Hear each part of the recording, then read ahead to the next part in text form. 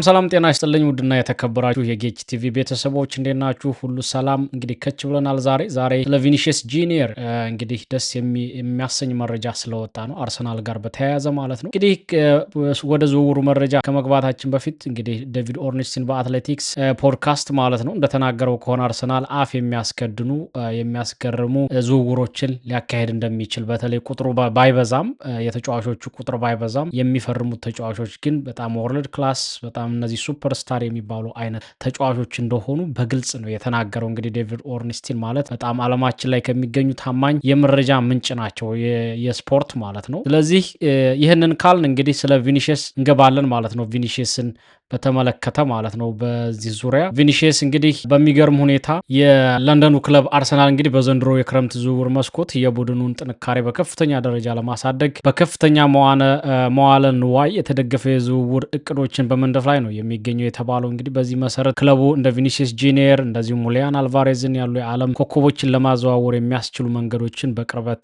እየተመለከተ መሆኑ ተሰምቷል ማለት ነው። እንግዲህ ይህንን ካልን ስለ ቪኒሺየስ ጁኒየር ካነሳን ማለት ነው በዚህ የዝውውር ዙሪያ እየተነሳ ያለው ሌላው እንግዲህ አዲሱ ጉዳይ ቪኒሺየስ ጁኒየር አርሰናልን በቻምፒዮንስ ሊግ ፍጻሜ ሲጫወት ቡድኑን በግልጽ ሲደግፍ መታየቱ ነው። እንግዲህ ይህ ድርጊቱ ወደ አርሰናል አሻፈረኝ እንደማይል የሚጠቁም ነው። በተለይ እነ ገብርኤል ማጋለሽ እነ ማርቲኔሊ ጋራ ያለው ወዳጅነትም በአገር ደረጃ ስለምናውቅ ለብራዚል ስለሚጫወቱ ማለት ነው እና ያ እንዳለ ሆኖ እንግዲህ ሚኬል አርቴታም ለክለቡ ማለት ነው ለአርሰናል ለቦርዱ ያቀረበው ጥያቄ ነበር። ይህንንም ቪኒሺየስን ለማዘዋወር የሚቻልበትን ሁሉ ጥረት እንዲያደርጉ ነበረ ያሳወቃቸው ማለት ነው። ይሄ መረጃ ወጥቶ ነበረ ከቀናቶች በፊት ማለት ነው። እንግዲህ ይህንን ካልን ያ ብቻ አይደለም። እንግዲህ ቪኒሺየስ ጁኒየርን ወደ አርሰናል የሚገፋፋ ብዙ ነገር አንደኛ ሪያል ማድሪዶች አልቫሬዝን ለማስፈረም ከአትሌቲኮ ማድሪድ 150 ሚሊዮን ነው ይዘው የቀረቡት ማለት ነው። ምንም እንኳ አትሌቲኮ ማድሪድ ውድቅ ቢያደርገውም ማለት ይሄን የሚያሳያችሁ እንግዲህ ሪያል ማድሪድ ስታር የሚባሉ ተጫዋቾችን ለማምጣትና ቡድኑ እንደገና ለመገንባት እየተጣጣረ እንደሆነ ነው የሚያሳየው። እነ ኮናቴ፣ ደምፍሪ እንደዚሁም የተለያዩ ተጫዋቾችን በተለይ ካላፊዮሪ እና ግቫርዲዮል ከማንቸስተር ሲቲ ለማስፈረምም እየተጣጣሩ ነው የሚገኙትኝ። ስለዚህ ግንባታ ላይ ነው የሚመስለው። 2 ዓመት ሆኗቸዋል ሜጀር የሚባሉ ዋንጫ ካነሱ ሪያል ማድሪዶች ማለት ነው። በተለይ እንደምታስታውሱት አርሰናል ጋር በነበረው የቻምፒዮንስ ሊግ ጨዋታ አርሰናል በሚገባ ማሸነፉ ይታወሳል ማለት ነው። በሩብ ፍጻሜ ካልተሳሳትኩኝ ማለት ነው እና ያ እንዳለ ሆኖ እንግዲህ ቪኒሺየስ ጁኒየር ኮንትራቱ እያለቀ ነው የሚገኘው። 1 ዓመት ነው ያለው። ያ ማለት ወይ አሁን ይፈርማል ወይንም መሸጥ አለበት ማለት ነው። በዚህ ክረምት ከሁለት አንዱ ነው የሚሆነው ማለት ነው። ወይ ሪያል ማድሪድ ጋር የመፈረም አማራጭ ይቀርብለታል፣ ግን እስካሁን በሩን እንደከፈተው ነው። ገና የተፈረመ ነገር የለም፣ የተስማሙት ነገር የለም ሪያል ማድሪዶች ጋር ማለት ነው። ሪያል ማድሪድ እና ቪኒሺየስ እስካሁን እዚህ ግባ የሚባል ስምምነት የለም። የሆነ ጊዜ ላይ ተቃርበው ነበረ ለመስማማት ሁለቱ አካላቶች ማለት ነው። ቪኒሺየስ አትሌቲኮ ማድሪድ አመራሮች ጋር ማለት ነው። ግን እንደዛ ሆኖ ገና ነው። አሁን ዓለም ዋንጫ ጨዋታዎች ይጀምራሉ። ከዛ በኋላ ምናልባት ንግግሮች ሊኖሩ ይችላሉ ተብሎ ይጠበቃል። ግን አርሰናል እንግዲህ እንደነገርኳችሁ ኦርንስቲን አፍ የሚያስከድኑ የሚያስደንቁ ዝውውሮች አርሰናል ያካሂዳል ስላለ የአትሌቲክሱ ጋዜጠኛ በተወሰነ መንገድ የሚታመን ነገር አለ ከአርሰናል ማለት ነው። እንግዲህ አፍ የሚያስከድኑ ማለት ወይ ቪኒሺየስ ጁኒየር ነው ወይም ካልሆነ ደግሞ እነ ቶናሊም ሊሆን ይችላል። ግን ስታር የሚባሉ ተጫዋቾችን ትኩረት ማድረግ ሊገባ ይችላል ማለት ነው። ምክንያቱም ዴቪድ ኦርንስቲን እንደዛ አይነት መረጃ ዝም ብሎ ስለማያጋራ ማለት ነው። ከዛ ውጭ ማንሳት ካለብን ግን እንግዲህ እንደነገርኳችሁ ኮንትራቱን አላራዘመውም እና ደግሞ ባያራዝመውም ቅር እንደማይለው ነው እየወጡ ያሉት መረጃዎች ከስፔን ማለት ነው ስለ ቪኒሺየስ ጁኒየር።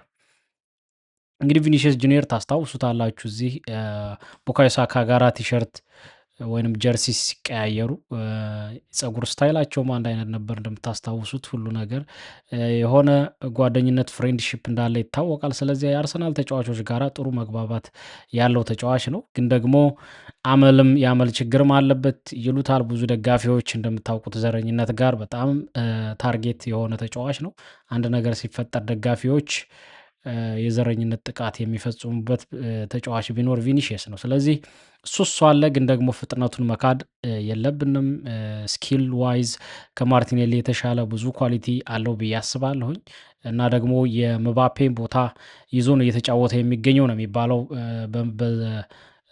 በማርቲኔሊ ቦታ ማለት ነው በዛ መስመር።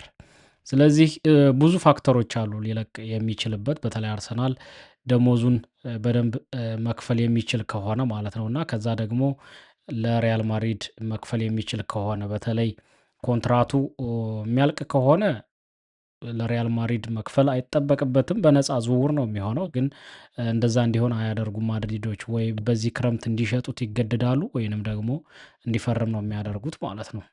ከዛ ውጭ ግን እንግዲህ ስለ ቪኒሽስ ካነሳን የተለያዩ መረጃዎች እየወጡ ነው። ኒኮ ዊሊያምስም እንደዚሁ አልቫሬዝንም አርሰናል እንግዲህ እየተጣደፈ ነው የሚገኘው ነው ያሉት። ውስጥ ለውስጥ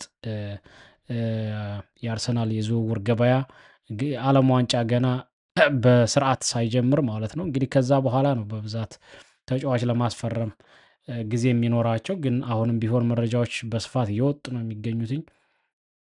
ስለዚህ ኒኮ ዊሊያምስ ወይንም ደግሞ አልቫሬዝ ሊመጣ ይችላል ማለት ነው፣ ወይ ቪኒሺየስ ሊመጣ ይችላል ተብሎ ነው የሚጠበቀው። መሀል ሜዳ ግን ቶናሊ እንዳለ ሆኖ ማለት ነው የክንፍና መሀል ተጫዋች ነው እየፈለጉ ያሉት የሚባለው አርሰናሎች። እንግዲህ ዶክተርም ቀጥረዋል። ኢክባል የሚባለው ዶክተር አርሰናል በጣም አገልጋይ ነበረ።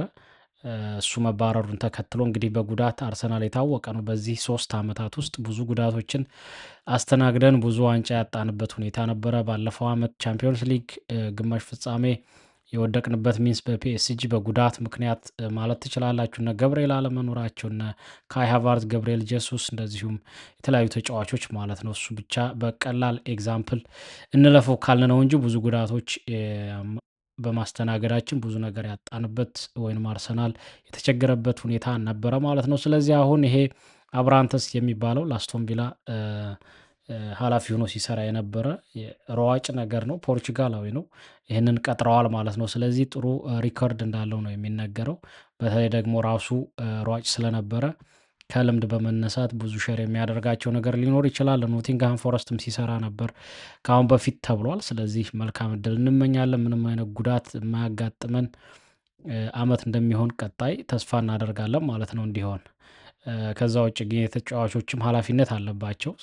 ዶክተሩ ሁሉ ኢቅባል የተባረረው ዶክተር ሁሉን ተጫዋቾች ጎዳቸው ማለት አይደለም። ብዙ እድልም ስለሚል ማለት ነው የተጫዋቾች አንዳልጧቸው ወድቀው የተሰበሩትን እሱን መውቀስ አይገባም። ግን የእሱ ሚና ትልቅ ነበረ።